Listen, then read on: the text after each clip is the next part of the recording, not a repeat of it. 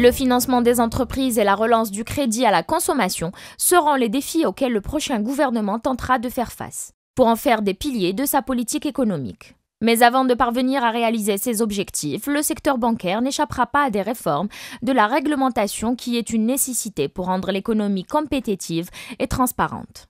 Le change de devise est un autre chantier sur lequel doit se pencher le gouvernement. Des experts sont aussi intervenus sur ce sujet pour appuyer la quête des réformes. Dans ce sillage, l'expert financier Abdelrahman Ben Khalfa préconise de réviser la réglementation de change tout en plaidant pour un allègement du contrôle de change, qui est, selon lui, administratif et porte atteinte à la crédibilité du dinar. Il appelle par ailleurs à une dévaluation du dinar devant aider les entreprises nationales à développer leurs exportations.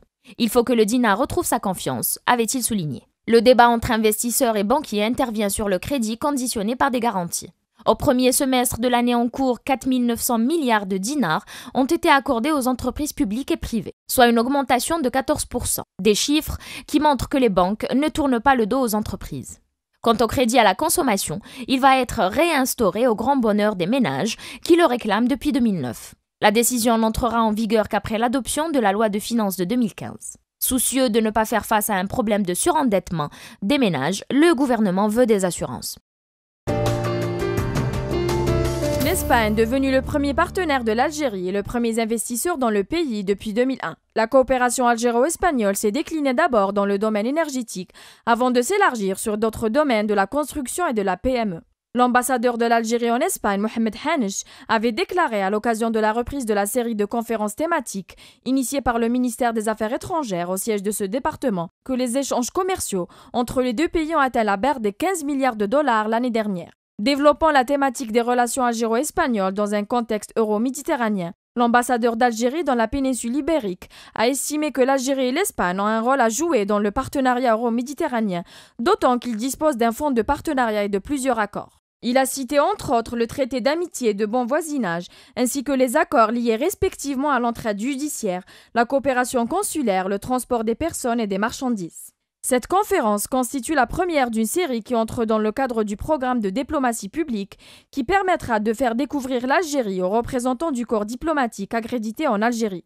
Il s'agit, selon le chargé de ce programme, Antar Daoud, de tout un programme qui sera déroulé dans les jours qui viennent et qui comprend des conférences animées par des ambassadeurs d'Algérie, des membres du gouvernement qui seront conviés à intervenir sur des thèmes précis, ainsi que des déplacements organisés en direction des ambassadeurs étrangers.